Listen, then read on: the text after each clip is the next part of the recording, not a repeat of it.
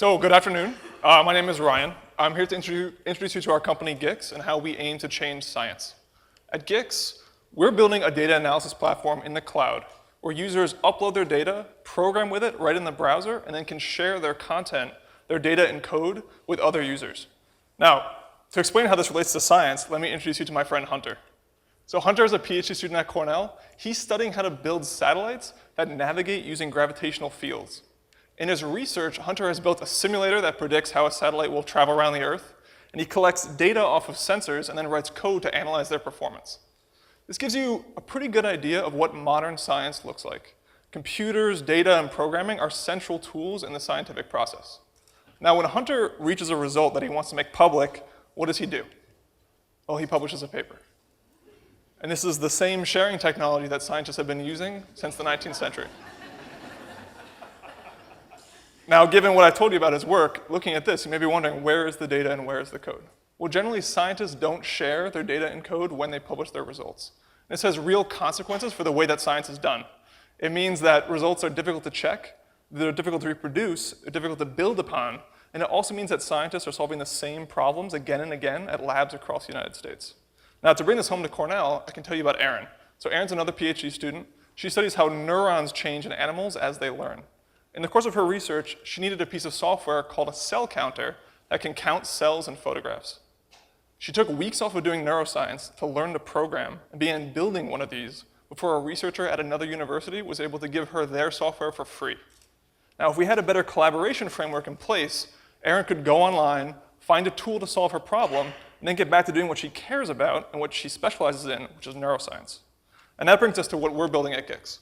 So on Gix, our researcher can upload her data to the cloud using an interface just like Dropbox or Google Drive. She can then log on from any web-enabled device, program with it right in the browser.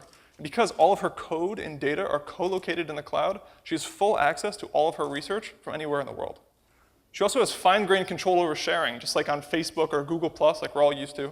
She can keep her data and her code private, she can share it with members of her lab, or she can even make it public, say when she publishes a result. Now, to bring this all together, let me give you an example. These faces should be familiar to the Cornell scientists in the crowd. So say we have Richard and Hans, two researchers independently doing work. In his research, Richard develops a useful piece of software and makes it public on our platform. And then Hans uses that software in his research, and when he publishes a result, he cites Richard's tool. That citation appears on Richard's profile on Gix. And what this does is extend the scientific reputation system to include data and code so that scientists can get credit for building these useful tools. Now, fundamentally, the reason to do this is to make science go faster, something that we all care about. And we're not the only ones thinking about this. Last year, these 4 federal funding agencies all tied research funding to scientists having a plan on how they're going to safely store and manage their data. And the National Science Foundation has gone even further by requiring researchers to begin to share with each other. A user of our platform would meet all of the requirements imposed by these funding agencies. Now, I want to give you some sense of our long-term plans. We're beginning in the scientific market where the need is immediate and where we have personal experience. But we believe that by building a data analysis platform that can handle the diverse needs of scientists, we can make a strong entry into the medical, government, and enterprise markets, where, as I'm sure you've read, the need for sophisticated data analysis is rapidly growing.